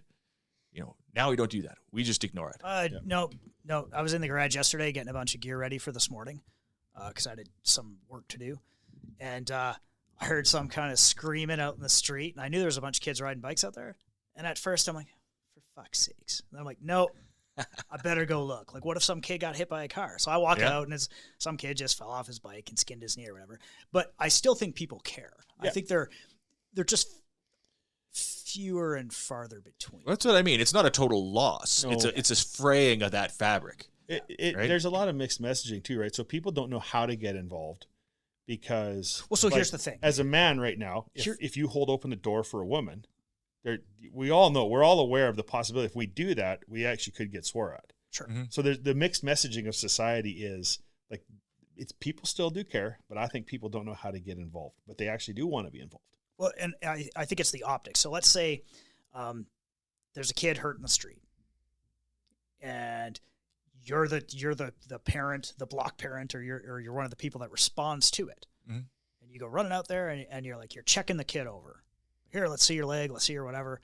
And then their parent comes out like, hey, what are you doing touching my kid? Like there's a stigma, and that might not happen. But there's a lot of stigma attached with interacting with other people. Yep. And I think 100%. it's been made a whole lot worse by COVID when they tried to program us, tell us to stay 6 feet apart. Yep. And now, like, there's still brain damaged people wearing masks and gloves, and they're fucking walking around terrified. Yeah. And we got through that season, if you will. And now here, like, I think people are a little more reluctant to interact. Yeah. It's become part of the psyche. Yeah. And they're also, we live in a culture where, well, you could get sued for everything, or you can, so people are reluctant to step up. They're reluctant to be part of their community. They might feel it, but they're like, "Ooh, geez, none of my business." Yeah, and so then here's the twist. I don't know if you want to call it irony or not, but so what we're seeing sociologically is in Gen Z, we have people who desperately want to matter. They desperately want to be involved in something. Yeah. And so there's a huge component of that generation that ends up being involved in anything, which is scary. So I'll use BLM as an example. No accountability, no structure. Who knows where the money's going? But overnight, yep, this organization kind of seemingly springs up, and everybody is in. Everybody's on. Me Too. The Me Too movement shows up overnight. Oh, everybody's involved. Oh, the social justice things. Oh, wearing a mask will say. How many people did you see say, "Oh, if it saves a life, I'm gonna get vaxxed." Like all those things kind of playing. And what it indicates is that people do want to belong. They do want to make a difference. They do want to do something that matters. And Gen Z especially. Yeah. I see if we give people an opportunity to do, they're all in. They're in right now. I think they'll be fine. And I think it goes back to what you said about our generation being apathetic and not fucking caring. We didn't do the generations behind us any good. Because if that's the message, that's what I mean. Now you're right. Like they have now the sense of wanting to belong, but that we didn't leave them a leadership structure. We didn't like. How do we involve these kids now and bring them back? Yeah, well, in a positive way. Yeah, with you. Well, I think we had these perfectly good structures. I mean, these perfectly good foundations that seem to weather any storm for the past 2,000 or so years. Are you talking about shooting ranges? Guns have only been around since the 1600s, Dave. I know, but they seem to come and go too. Oh, okay. You're getting replaced by golf courses for some reason. Oh, boo. Yeah, we can fix that. What a waste. Yeah, absolutely.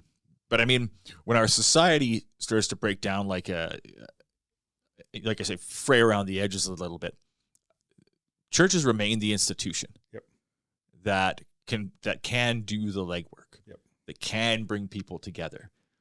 There is no more criticized, politicized, propagandized group than the Christian church. Yeah, I agree. And they've earned a lot of those criticisms over the years, but we also don't have anything. We don't have a system that exists on planet Earth that's been forced to change as much. Reformation after reformation after sitting here in 2024, the modern church as we know it now, I would say in a way might not resemble the church of 500 years ago, but might actually resemble the church of 2,000 years ago more so than the church of 500 years ago. In some ways, I think that's true. Absolutely. Yeah, I think like. It's a moving target, but yeah. Yeah, but I think a lot of the stuff has been dispensed with because of these seasons that have come through. Well, for sure. So specifically within church, there's specific liturgies, the practice of doing things a certain way, they have been done away with. But you know what's interesting in this generation presently right now, there's actually a desire, and so liturgy comes back into play. Like liturgical practice, people find value in the consistency of it, the discipline of doing the same thing the same way repetitively. It's like, oh man, that actually really works for me. And so, like again, everything has a season, and things do shift and move back and forth. Routines build success. For sure, they do. Systems build success. Positive routines and systems, positive ones. Will build success. Yeah. Well, all a system ever is a structure for something to grow on. Sure. Like, we all know that. It's Like, just a right? framework. It's okay. And so people can get mad at systems, and I used to be a guy who said I hated systems, which is sometimes is true because I'm kind of a free spirit. I'm laughing at our conversation because, man, we have like gone around the outside of the corral a few times here today now. It's pretty it's pretty hilarious. But can't pen this in. But we like structures have to be in place. They have to. Liturgy matters. How you do it matters. Like, what if the Almighty? What if He has preferences for how we should do things? What if He has a structured plan that we should follow? Like, that might be best to do it that way. Well, in a home, it's the best to do it that way. We know the this. Dishwasher. Yes. Don't put dishes on the counter. Mom will be happier. That's always going to be true. Yeah. Structure. Like, so it's, I don't know. If that wasn't true, the universe would have never unfolded in the way it did. Well, because there's structure. The universe wouldn't hold together without structure. Exactly. There's a structure that permeates everything. By the way, shameless plug for my man Jesus Christ, Colossians chapter 1. All things hold together in Christ. Well, yeah. www.jesuschrist.com. He is before all things and in all things, and all things are holding together. Well, 100%. Right at the very beginning, God speaks the universe into existence. Yeah. Yep. So and Christ is the Word made flesh. He is the Word made flesh. So He was there at the beginning. Shameless plug for my preach last Sunday, and the Holy Spirit was there at the beginning too. The Trinity 100%. Was all there in verses 1 and 2 of Genesis chapter 1. Shameless plug, Generations Church. You can check out our podcast online, Generations Church. Absolutely, we'll have links in the description. Message on the Trinity. How come we haven't been invited on that podcast? Well, because it's just our preach on Sunday morning. Oh, okay, I read you. We'll get there. We've been through a lot of transitions, so there's a lot of things that got paused and a lot of things. Yeah, sure, yeah. Our whole video ministry as a church got just shut down. We had to we're working to get that back up too. But I actually would invite you onto a podcast that we do. I would. Well, that's the thing. You're getting an opportunity to start from, you're getting a chance to renovate a house. Yep. And if the bones are good, the rest don't matter. 100%. As whoever it is sings that song sings. Yeah. I mean, everything's an opportunity that comes in. That's the whole Jocko Willink thing, right? That's good. Yep. Something happened to you, good. Yeah. And I've taken that to heart in a lot of the ways that I've dealt with things, because come right back to the beginning of our conversation. What's God trying to tell me here? Yep. What's He trying to show me here? What don't I know about myself yet? Yep. What am I capable of? What ability do I possess that I don't know about yet? Yep. That I'm about to go into the crucible. Yep. Well, and come out the other side a different person than I was, because I'll have had experiences. I've had to let conceived notions of myself go. Because that's the crucible. The crucible is the furnace of purification. Yeah. And I think people throw that word around lightly sometimes. Yeah, it's a crucible, or I'm in a season of refinement right now. You're in a season of refinement. Let me tell you how hot it gets in that season. Yeah, exactly. I'm cutting out gluten. Things are hard. I have to cut out dairy. Dairy. Yeah, you're in a real season of refinement, my brother. That's good for you. Yeah. No, the heat gets hot, and in actions like pruning is a vicious thing. It's the reduction of a lot of. I used to think that I didn't know this before I learned this about like apple trees, but pruning is vicious. I didn't know how vicious it was. Like, you almost will kill trees pruning them to make them fruitful. Yep. And it's a vicious, mean process. It feels good to cut off the dead branches, though, and make it look good. And so that's what I thought, too. So my friend, whose name is Travis, he grew up in orchard country in southern BC. So he comes over to help me prune this apple tree in our yard. And I thought we would cut off all the dead stuff, because I know something about pruning, and we sure did. We cut off all the dead stuff that we could. And then we got to cutting off the living stuff. This was in February, right? So because you got to do it in season. You got to do it in the right season. Yeah. And here's what I learned. Basically, anything that was growing straight up, we cut off. Anything that was, and this is why, as a pastor, here's how I spin this. Wow. Anything that was standing proud gets trimmed. Why? Because on an apple tree, the only good branches are horizontal branches. The ones that are laid out flat. Why? Because the blossoms hang off of those, and the air and the light gets all the way around them. The fruit hangs off of those, so that the bugs can't get on as easy. Because if it's going straight up and the fruit's hanging against the bark, the bugs and the light and the air, it rots faster, all these things. Sure. And so the proud branches get cut off. Now, I know about that, but not from growing Apples. That's right. Cheers, brother. So it was an interesting. So we pruned the heck out of that apple tree a winter ago. And this year, I actually took pictures of it because the blossoms on that tree this year were phenomenal. So for me, it was kind of like a prophetic picture of what we had to walk through even. It's like, oh, we pruned the heck out of that apple tree. And I was shocked. Now, not every branch you cut off that tree. A lot of those branches, you could use them for grafting. Put them on other things like the green. It's not that they're trash. And so when you lose people from your life, it's not that they're trash. It's not everything that gets pruned has to get thrown into the fire. Yep. You know what I'm saying? Or if it's apple wood. Chip it up and you use it to smoke some nice pork. It has purpose. Hold still, up. right? I just smoked 3 walleye with applewood. There you go. Dynamite. So it's not just trash to be thrown away. Some of it is though, but it was very interesting to me. And so in the process, I'm like, yep, get on your face. Like there's in growth, there's no room for pride. Yeah. In development, there's really not a lot of room for your pride. So just you seem better. Like you seem like you're back to normal, Travis. It seems like you're kind of, I mean, I imagine there's still a ton of healing to do and a bunch of things, but it seems like you're on the upswing. It seems like you're past the, you're climbing back up from the bottom, but by a long shot. Like to me, it seems like you're back to being who I know as Travis. I think from this past months, I will walk with a limp for the rest of my life. Like who are you going to trust? You know, it's not that I don't trust, it's I don't know who to trust. And so that's an interesting. That could be a whole nother leadership who to trust. Yep. When it comes to people, though, yeah, right, yeah, sure, I'll trust the Lord, sure. Yeah. But when it comes to people, it's like I'm still willing to trust people, but I'm going to be discerning. Yeah. Well, see, but that was one of your greatest leadership qualities was your ability to put faith and trust in people. Yeah. And you got challenged on it hard. Oh, I got the knife wounds in my back. Yeah. I'll show them to you. I had people hug me. Hey, I love you, man. And then they would go off and talk, and I would, gossip always comes back to you. About 1 in 12. Yeah, gossip always comes back to you, which is it's hilarious to me that I don't know why we think we can gossip. It always gets out to people, so we just shouldn't because. Yeah, but that's where some people exist. That's where they live in that world. Yeah, for sure. Again, it's what they know. But I think it's wholly easier if somebody's saying something negative to agree than to take a stand and say something positive. For sure. And it goes back to, we get that choice and that, we can be like, well, I don't care if I do more damage. Yeah.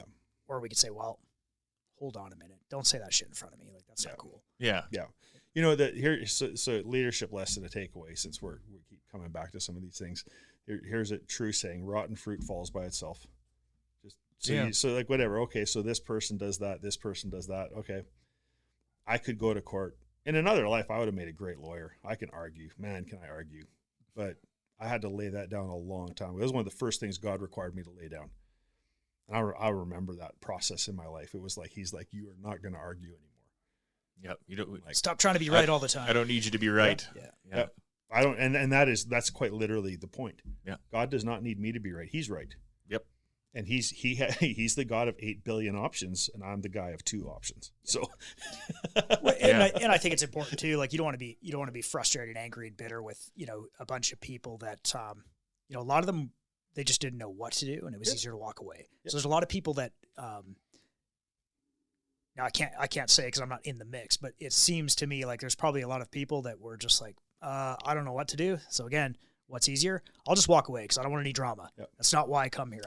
I need to because they're coming because they're looking for something else. They're looking for a more positive experience. And I think because people shy away from conflict, any little bit of conflict, it's easy to just I'm out. Yeah, people want to walk. Yeah, it doesn't make them bad people. It's just they don't know what to do. So I'll tell you. Well, let me tell you one thing very clearly. I love every one of these people. Yeah, I couldn't be a pastor if I didn't.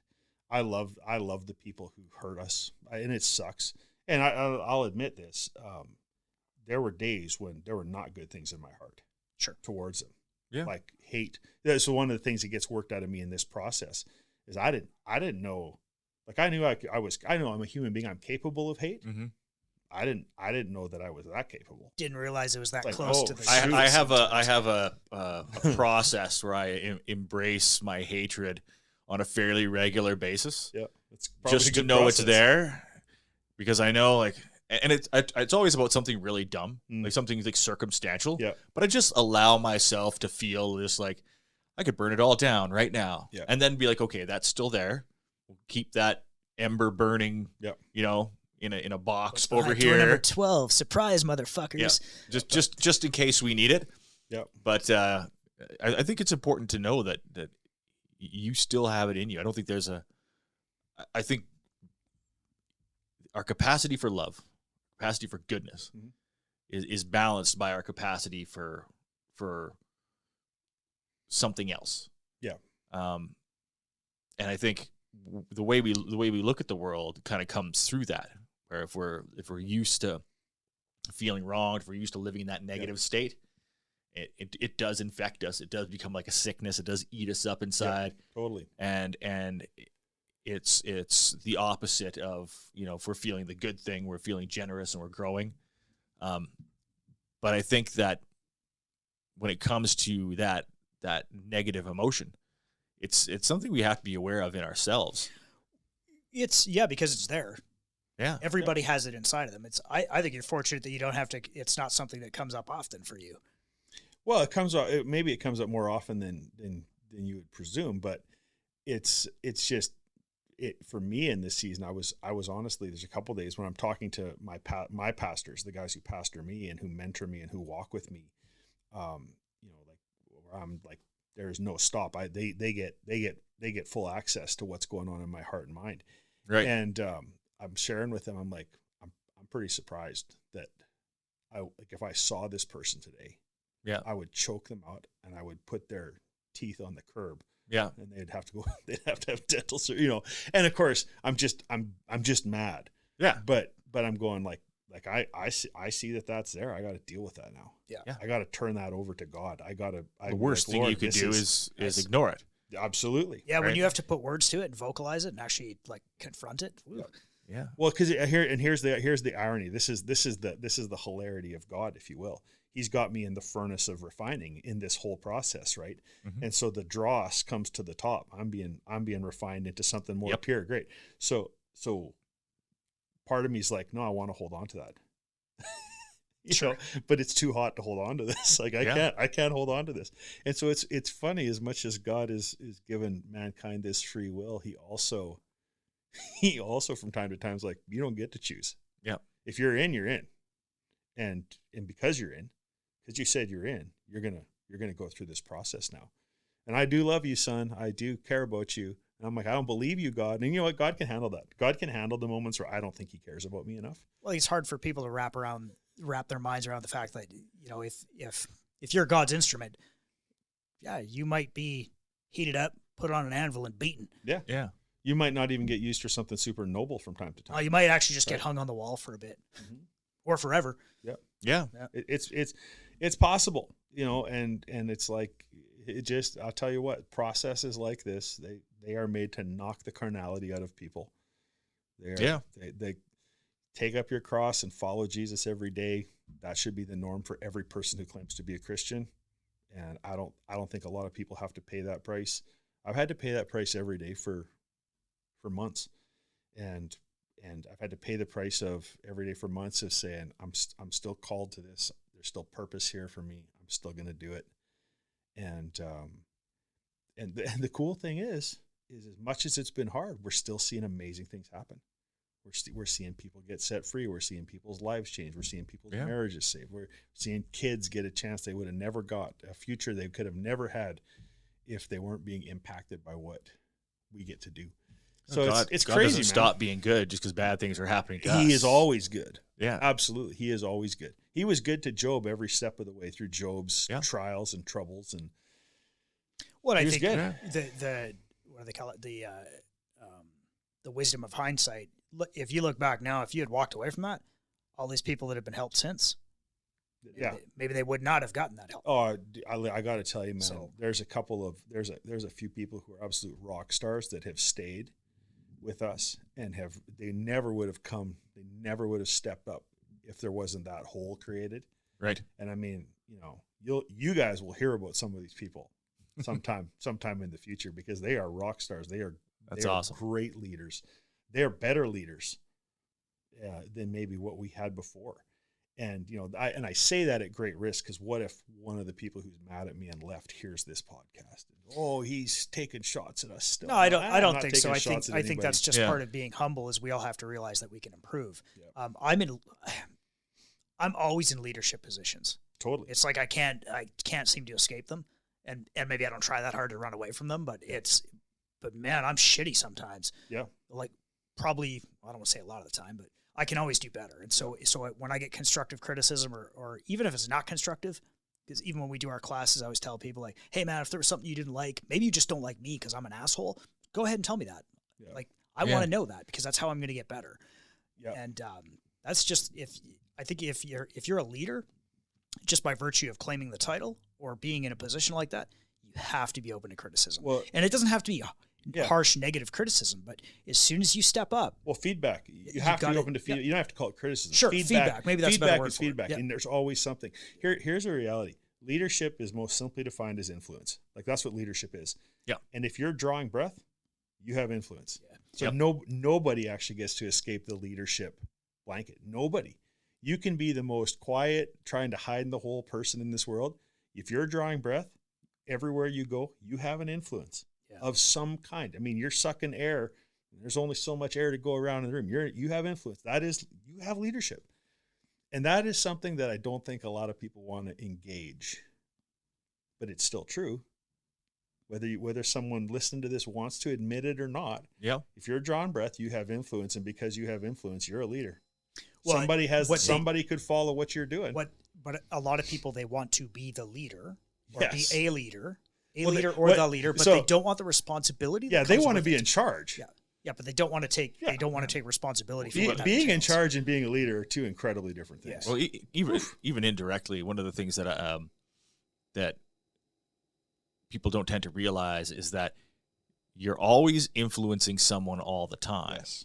So if I'm having a good day, and I leave the house and, I've worked out, I've eaten well, I've slept good, and all I'm doing is getting into my truck and I'm going to the store, and I'm standing up straight and I'm walking, with my head up, and I'm looking around, and someone looks at you and goes, that guy looks like he knows what he's doing. I want to be more like that guy, right? Vice versa, catch me on a bad day. I'm hungover. I'm going to the store to buy potato chips. I'm wearing sweatpants, and I walk through the same door, same guy. Man, I don't want to be that guy. Yep. Right? You're always wherever you are changing. Present. Wherever your presence is, your influence is. Yep. And your influence is leadership. Well, 100%. Like, and we always one of the sayings that kind of floats around quite a bit is there's somebody out there right now who is praying for the life that you have. Yep. Right? And they would love to have the problems you've got. Yep. Whatever your problems are, right? I'm trying to make mortgage payments on my big house. How am I going to afford a boat this year? I can't take the family to Cancun. Like, inflation's up. We're going to have to sell one of our 3 cars. Staycation this year. Yeah, exactly. And there's somebody out there who's trying to, looking at that and going, wow, I wish I could get there. Yeah. So there's a lot of perspective that changes how we look at the world. And I think what the Bible does a really good job of is allowing us to have perspective, allowing us to see, what's God's intent for where I'm at, what's God's plan for me, what's God's plan for my struggle, because everybody is gonna have a struggle, and everybody has all those potential outcomes. Yep. Well, what if it's as simple as this? Your gifting, your talent, your struggle, your overcoming. Here's how I see the world. Each one of us is God's answer to someone's prayer. For sure. Right? It has to be. Even Lucas, and like I love to tease him. I love to tease him, but you are, because he's probably indirectly responsible for saving my life at some point. Could be. Well, it could be. But here, real talk. Somewhere tonight in this city, in our city, there's a 14-year-old girl who is going to soak her pillow with tears because something happened to her today or last night or on the weekend. Yeah. And she is crying her soul. She is bearing her soul into her pillow, not knowing who to believe, what to believe, not knowing if anyone will ever love her again. And those tears, God hears those. Yeah. And so God takes some other guy, some other person, some pastor, some churchgoer, sometimes some wicked person. Sure. And God answers people's prayer with people. Yeah. That's why the Bible says, hey, don't ever forget, you might be entertaining an angel without knowing it. Like God sends his messengers wherever he needs to. But for me, that's a motivational thing, knowing that 14-year-old girl is in our city. And what I do matters. Who I equip matters, because they're the answer. There is a single dad in this city who's coming home after work today, and he's going to just about break the steering wheel off the column of his truck because he does not know how to raise teenage kids all by himself. Right. And he is swearing and he is screaming, and he's doing that in his truck so he doesn't have to take it into his house, because he at least knows he doesn't want to put that crap on his kids. Yep. And he's giving it his all. That cry right there, I know that some part of my life is part of God's answer to his prayer. Wow, that's beautiful, man. That's what, and I think that's the way, again, do for one what you wish. Can I help all those guys? Yeah. No, but I want to be ready to help the one. Exactly. And exactly. I think that each of us, as we find all of the crap we deal with, all of the, my life is so hard, which isn't, like, most of our lives are not hard. Myanmar, there's people who have hard lives there. Yeah. Chinese pastors, they have hard lives. We didn't even touch on our time with the Chinese pastors. We can talk about that next time, maybe. Yeah, for sure. My heart's just not that hard. But there are people in this city who have it hard, and they are crying out to God, and I know that I am a part of that answer. Yeah, well, you've stepped up. You're not hiding your light under a bushel, right? No, and I don't think any of us should. Yeah, exactly. Cities on hills can't be hidden, is the other way Jesus said it. Yeah, right. Exactly. Can't. It's impossible. And one of the things I wanted to touch on, and something I texted about yesterday, and just kind of, I guess in a abbreviated fashion, when people encounter hardships, or they encounter resistance, or they come up against something they don't like, they have a tendency to want to blame something. So in a lot of popular Christianity, there's a lot of blame the devil. So for some nefarious influence or some, possibly supernatural work against you and stuff like that. Now, obviously, evil is a real thing. Yep. And as I believe in God and I believe in Jesus Christ, I do believe there's an enemy out there that seeks to corrupt and seeks to thwart good work. Now, for you, is that ever a temptation when you're facing these things? Do you try to see with discernment what are human failings and what might be a truly spiritual attack? Well, so this is where for me, I sow mercy, like I seed mercy into people's lives. I believe in mercy. I'm thankful for God's mercy in my life, and so just keeping that in mind with the rest of what I'm going to say is the discernment that's required to understand where people were wrong, where we should maybe hold them accountable, where we should challenge them. One of the sayings we have at Generation Church is we want everybody known, loved, and challenged. And people love that until they get challenged. Right? And right. We see that too. Like, everyone wants to be known, loved, and challenged, for sure. Known and loved, sure. Yeah, absolutely. Well, unless the challenge is like, a hot dog eating contest or something like that. Yeah, that's right. Hot dog, youth group games, sure. The challenges are awesome. Yeah. But when it's like, okay, no, sit down with me and we're going to talk about why you blew up your wife, or why you went to sin. Yeah. That's where people just they don't really want the challenge that bad. And so there's that. There's dealing with the carnal nature of people, the fleshly nature of people, which we all deal with. But then there's this demonic, there's the spiritual realm as well.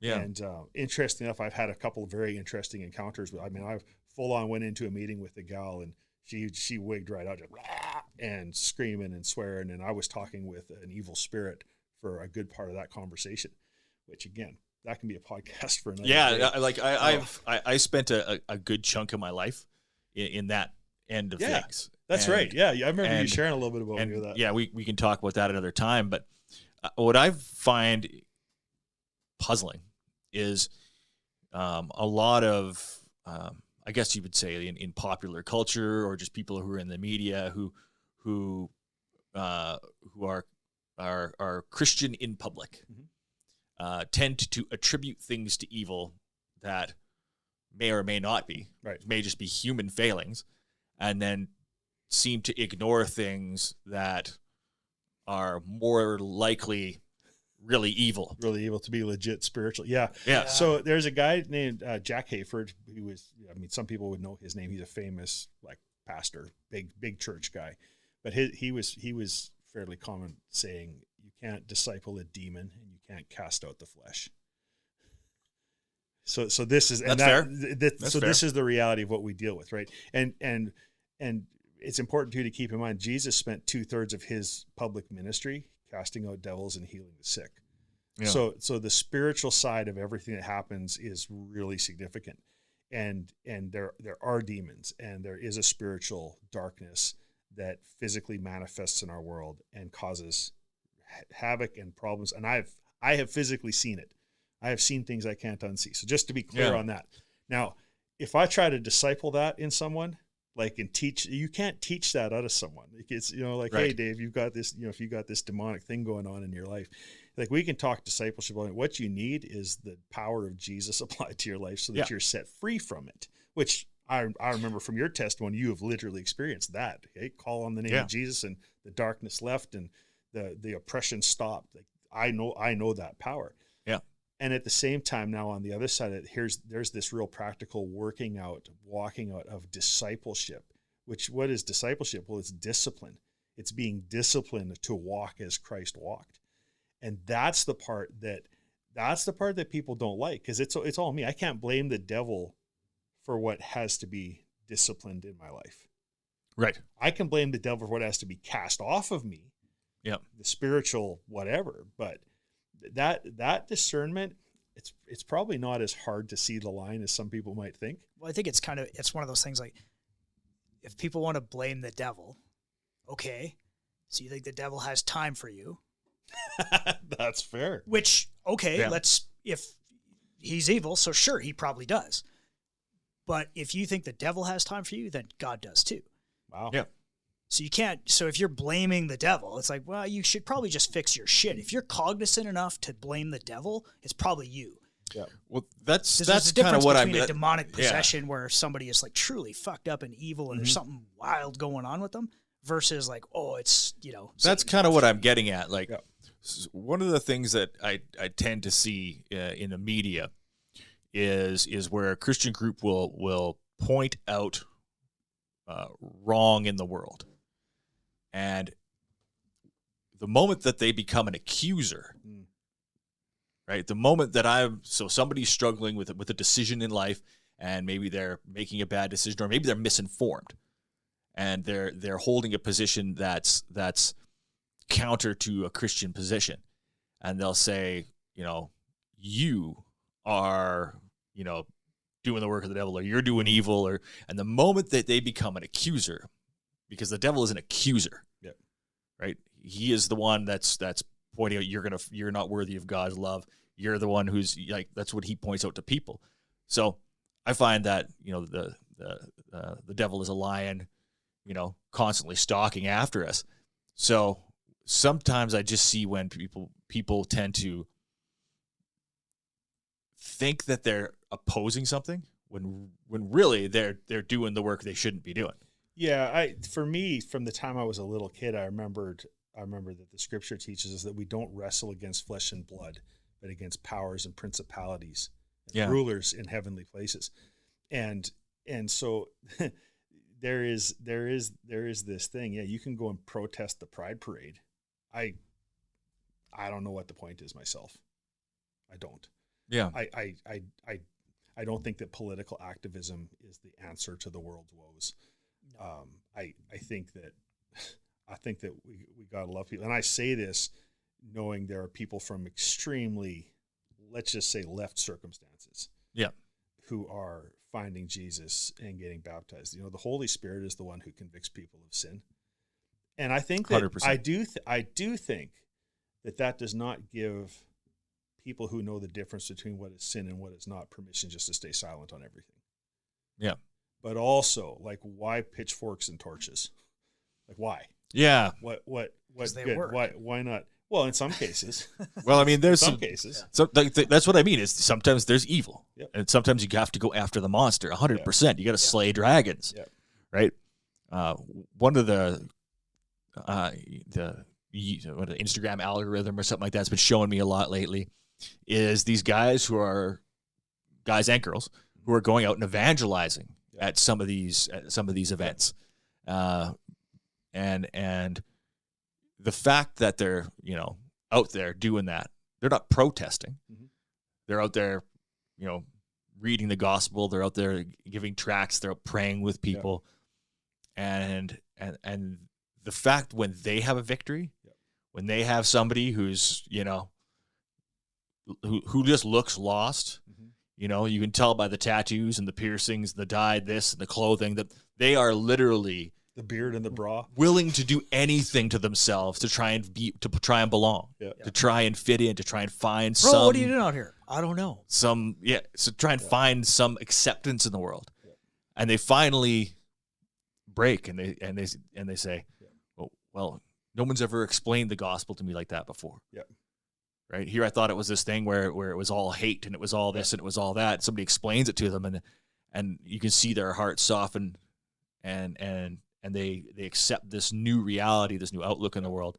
That's pretty amazing to me. It is, and there's two kinds of people that you see in social media.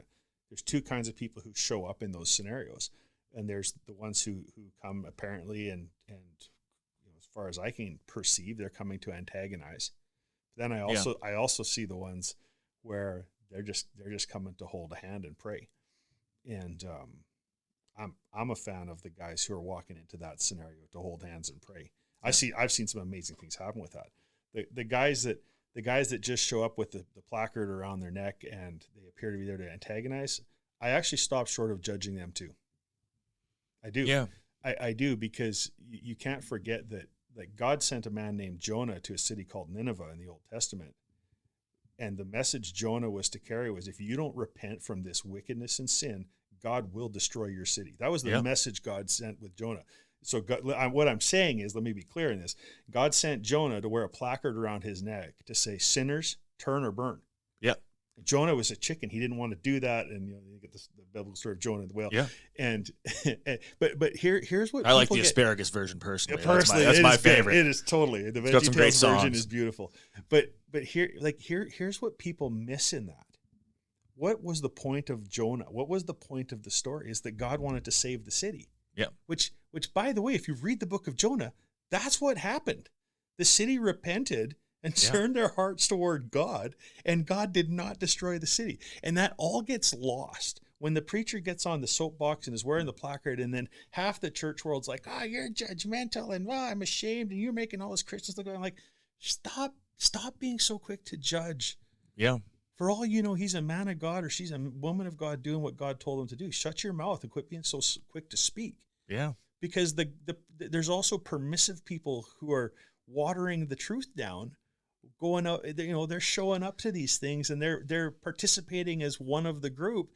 And I mean, maybe they're just, I don't know. Maybe they're just as lost. But for me, I'm like, I'm going to be really slow to judge these things. I think it's man. I'm slow to judge my these Instagram feed is wildly different, I guess. But there was one on there today where a guy is dressed up as a turtle, full turtle, and he's going across a crosswalk. I saw that super one. slow. And there's all these cars lined up honking, and I'm like, man, I would come to judgment awfully quick. Yeah, well, I don't know what that one was about, but Well, I think you live in a large city.